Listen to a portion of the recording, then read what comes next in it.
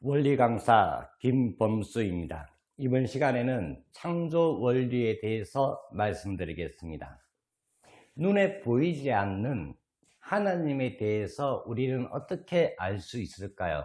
그것은 하나님께서 창조하신 만물 세계를 관찰함으로써 하나님에 대해서 알 수 있는 것입니다. 그러기에 성서에는 로마서 1장 20절에 창세로부터 보이지 아니하는 그의 영원하신 능력과 신성이 곧 하나님을 말하죠. 만물에 분명히 보여 알게 되나니 저희가 핑계치 못할지니라 라고 했습니다. 마치 모든 작품은 그 작품을 만든 작가의 성품을 작품에다가 표현한 것입니다. 따라서 작품을 관찰함으로써 작가의 성품을 알 수 있는 것과 같이 하나님께서 창조하신 만물 세계를 관찰함으로써 하나님이 어떻게 존재하신다 하는 것을 알 수 있는 것입니다. 그러므로 하나님의 신성에 대해서 알기 위하여 피조 세계에 하나님께서 만드신 만물 세계에 보편적으로 간직되어 있는 공통된 사실에 대해서 알아보도록 하겠습니다. 물질을 이루는 궁극요소인 소립자를 보면 이 소립자가 플러스와 마이너스로 되어 있습니다. 그리고 이 관계를 원리에서는 상대적 관계라고 합니다. 플러스와 마이너스가 서로 상대 기준을 조성하고 잘 주고 잘 받아서 원자를 형성합니다. 원자도 플러스와 마이너스라는 상대적으로 되어 있고, 그리고 그 플러스와 마이너스가 잘 주고 잘 받아서 분자를 형성하는 것입니다. 이 분자도 플러스와 마이너스로 되어 있고, 이것이 잘 주고 잘 받아 물질을 형성하는 것이며, 그리고 식물에 있어서도 수술과 플러스적인 수술과 마이너스적인 암술이 서로 잘 주고 잘 받아서 번식하는 것입니다. 또 동물에 있어서도 플러스적인 수컷과 마이너스적인 암컷이 서로 잘 주고 잘 받아 번식하고 있는 것입니다. 더 나아가 인간에 있어서도 플러스적인 남성과 마이너스적인 여성이 존재하며 남성과 여성이 하나를 이루어 자녀를 번식하고 있는 것입니다. 그리고 소립자를 존재케 하는 모든 근원은 에너지라고 합니다. 그 에너지도 역시 플러스와 마이너스로 되어 있습니다. 그뿐만 아니라 모든 만물 세계는 상대적으로 되어 있습니다. 위가 있으면 아래가 있습니다. 오른쪽이 있으면 왼쪽이 있습니다. 그리고 음악에 있어서 고음이 있고 저음이 있고 억양, 장단, 동서남북 등 상대적 관계를 가지고 존재하고 있는 것입니다. 그런데 여기서 보다 더 근본된 상대적 관계에 대해서 지금 알아보도록 하겠습니다. 존재하는 것은 무엇이든지 내성과 그리고 외형으로 되어 있습니다. 인간을 비교로 들자면 이 외형인 몸이 있고 내성인 마음이 있습니다. 원리에서는 이 마음을 성품 성자를 써서 성상이라고 표현합니다. 그리고 몸을 형태로 드러났다 그래서 형상이라고 합니다. 여기서 끝에 상자의 의미는 무슨 말이냐면 꼴, 모양, 형태를 말합니다. 성상, 마음에도 꼴, 형태, 모양이 있다는 것입니다. 이 성상이 이 외형, 몸으로 꼴로서 나타납니다. 그래서 이 인간에 있어서 얼굴, 관상이나 손, 수상 등으로 그 사람의 마음과 인격과 성격과 더 나아가서 운명까지 판단할 수 있는 근거는 여기에 있는 것입니다. 무엇이든지 이 성상과 이 형상으로 존재합니다. 따라서 인간에 있어서도 마음과 몸으로 존재합니다. 동물에 있어서도 육체와 본능이 있습니다. 식물에 있어서도 식물체와 식물심이 있습니다. 그리고 물질을 이루는 분자나 원자나 소립자가 원자를 형성하기 위한 플라스마 마이너스가 결합해서 원자를 형성하기 위한 성질을 가지고 있습니다. 성상적인 요소를 가지고 있습니다. 원자도 그렇고 분자도 그런 것입니다. 그리고 더 나아가서 이 에너지도 역시 성상적인, 마음적인, 성질적인 요소가 있고, 그리고 형태로 나타날 수 있는 물질적인 요소로 존재하고 있는 것입니다. 그렇다면 모든 존재가 이 플러스와 마이너스, 그리고 성상과 형상으로 존재한다고 했으니 우리는 궁극적인 요소를 추가하지 않을 수 없는 것입니다. 여기서 궁극적인 요소라는 말의 뜻이 뭐냐면 에너지가 근본인데, 우리가 과학적으로 밝히기에 에너지가 근본인데, 이 에너지를 있게 한 또 원인자가 있고, 또 그 원인자가 있다면 또 그 원인이 있게 한 또 원인자가 있다는 겁니다. 그러니까 궁극적 원인자는 최종 원인자를 말하는 것입니다. 그 최종 원인자도 모든 것이 플러스와 마이너스로 되어 있으니 그 최종 원인자가 역시 플러스와 마이너스로 존재한다는 걸 알 수 있으며, 인간의 마음과 그리고 형태로 드러날 수 있는 육체적인 요소를 가지고 존재한다는 것을 추구할 수 있는 것입니다. 그 근원적인 존재를 기독교에서는 근본이 하나다, 그래서 하나님이라고 이름을 붙였습니다. 그 님자는 그 근원이 인간의 잉크와 같은 내적인 요소를 가지고 있기 때문에 님자를 붙인 것입니다. 그렇다면 그 근본된 하나님은 어떻게 존재할까요?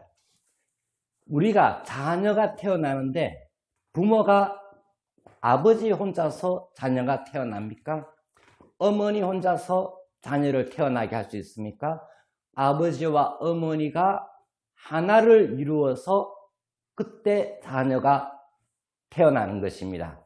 따라서 하나님이 전 만물을 창조하고 최종적으로 하나님을 닮은 형상대로 남성과 여성을 창조했는데, 그 하나님도 역시 남성적인 하나님과 여성적인 하나님으로 존재한다는 것입니다.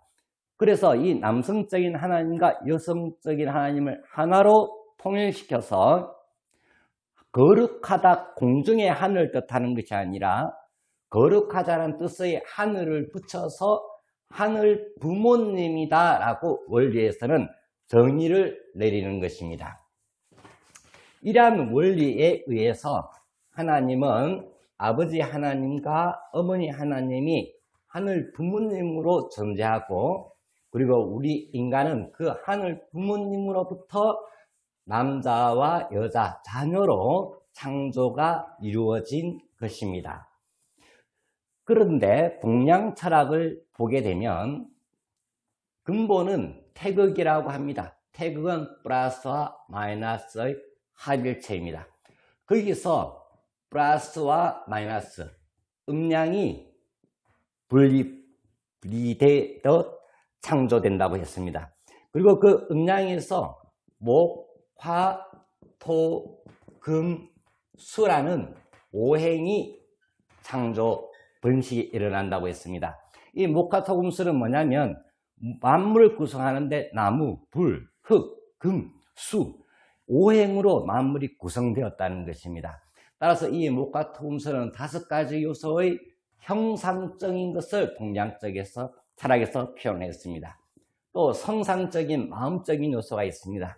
그것이 바로 뭐냐면 5가지 요소인데, 역시 비거, 식상, 재성, 관성, 인성, 이 5가지 요소의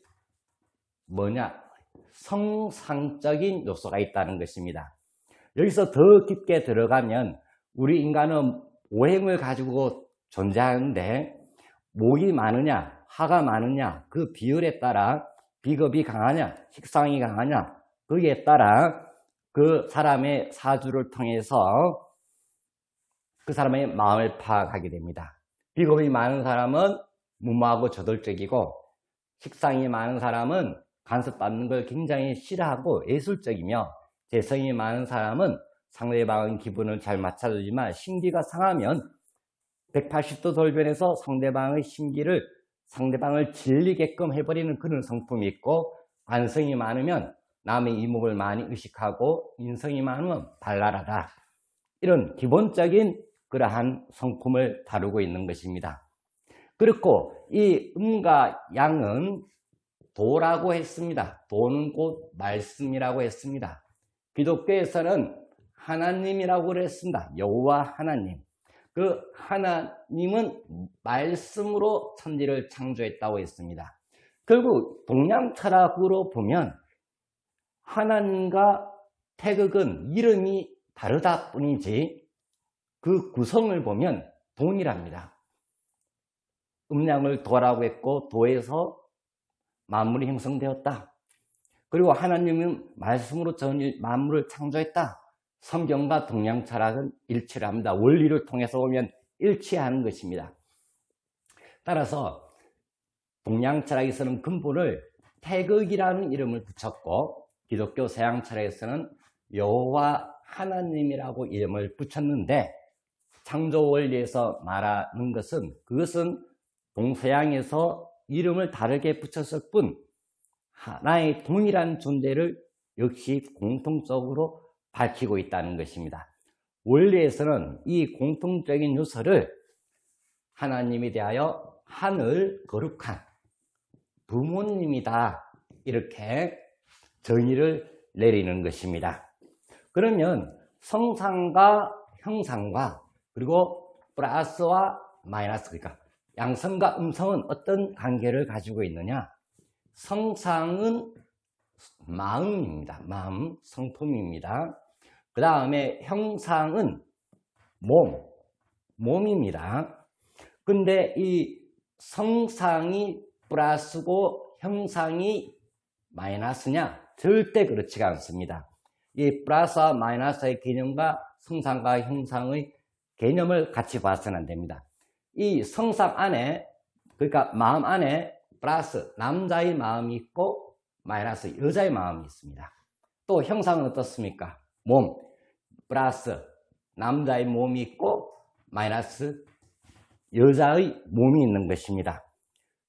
따라서 이 성품이 원인이 되어 형상, 육체적인 결과가 나오고 행동으로 옮겨집니다. 성상을 원인과 형상은 결과로 보는데, 그 안에 플러스와 마이너스, 형상 안에 플러스와 마이너스가 있는데, 플러스가 원인이고 마이너스가 그 결과가 아니라 플러스와 마이너스는 동격입니다. 원인과 결과의 관계가 아니라 동격, 같은 관계다, 이 말입니다. 이런 성상과 형상과 플러스와 마이너스, 이런 관계성을 가지고 만물 세계는 존재하고 있는 것입니다. 따라서 하나님은 눈에 보이지는 않으나 하나님은 또 역시 뭐가 있느냐? 형상적인 꼴을 가지고 있다는 것입니다. 그러면 하나님은 어떤 형상적인 체를 가지고 있냐? 하나님을 닮아 자기 형상을 따라 인간을 창조했다고 했으니 하나님도 인간과 같은 모습을 가지고 있다는 것입니다. 이상으로 창조 원리에 대해서 마치도록 하겠습니다. 감사합니다.